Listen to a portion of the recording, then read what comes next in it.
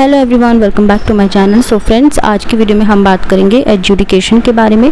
सो चलिए करते हैं वीडियो को स्टार्ट। देखिए, एडजुडिकेशन क्या है। एडजुडिकेशन एक प्रोसेस है जिसमें एक न्यूट्रल थर्ड पार्टी किसी डिस्प्यूट का डिसीजन लेता है।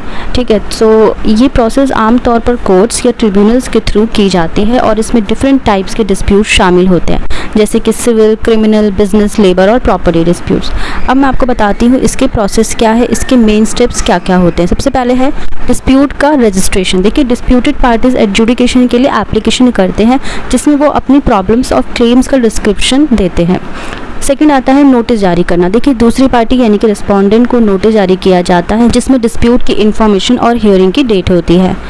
अब आता है हियरिंग। देखिए, कोर्ट या ट्रिब्यूनल के सामने दोनों पार्टीज़ की हियरिंग होती है जिसमें लॉयर्स, विटनेसेस और एविडेंस प्रेजेंट किए जाते हैं। फोर्थ आता है डिसीजन। ये इंपॉर्टेंट है। देखिए, जज या ट्रिब्यूनल डिसीजन करता है जो डिस्प्यूट का फाइनल सॉल्यूशन होता है। ये डिसीजन लीगली बाइंडिंग होता है। फिफ्थ आता है डिसीजन का पालन। देखिए, डिसीजन के अकॉर्डिंग एक्शन लिया जाता है और अगर ज़रूरत हो तो इसके कॉम्प्लाइंस के लिए एडिशनल लीगल स्टेप्स उठाए जाते हैं। अब मैं आपको बताऊंगी एडजुडिकेशन के टाइप्स कौन कौन से होते हैं। सबसे पहला है सिविल डिस्प्यूट्स। देखिए, इसमें प्राइवेट राइट्स और ऑब्लिगेशन से रिलेटेड डिस्प्यूट शामिल होते हैं, जैसे कि प्रॉपर्टी डिस्प्यूट्स, कॉन्ट्रैक्ट डिस्प्यूट्स और फैमिली डिस्प्यूट्स।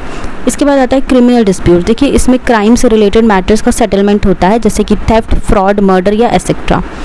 फिर आता है बिजनेस डिस्प्यूट्स। देखिए, बिजनेस कॉन्ट्रैक्ट, पार्टनरशिप्स और कमर्शियल ट्रांजैक्शन से रिलेटेड डिस्प्यूट्स का सेटलमेंट होता है।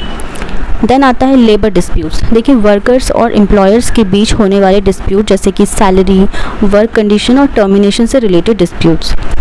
इसके फ़ायदे क्या क्या होते हैं। इम्पार्शियलिटी। देखिए, डिसीजन एक न्यूट्रल और निष्पक्ष पार्टी के द्वारा किया जाता है। इसके अलावा एक कानूनी समाधान भी इसे आप कह सकते हैं। डिस्प्यूट का समाधान लीगल बेस पर किया जाता है। Binding decision. एडजुडिकेशन का डिसीजन बाइंडिंग होता है और इसका पालन करना बहुत ज़रूरी होता है। चलिए, कुछ नुकसान भी यहाँ पे देख लेते हैं। सबसे पहले तो ये जो प्रोसेस होती है ना, ये बहुत ज़्यादा लंबी होती है और समय लेने वाली हो सकती है।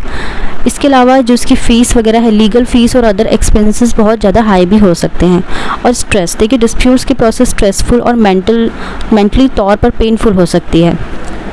सो एडजुडिकेशन का इम्पोर्टेंस इस बात पर डिपेंड करता है कि डिस्प्यूट्स को निष्पक्ष और कानूनी तरीके से कैसे निपटाया जा सके ताकि सभी पार्टीज़ को जस्टिस मिल सके।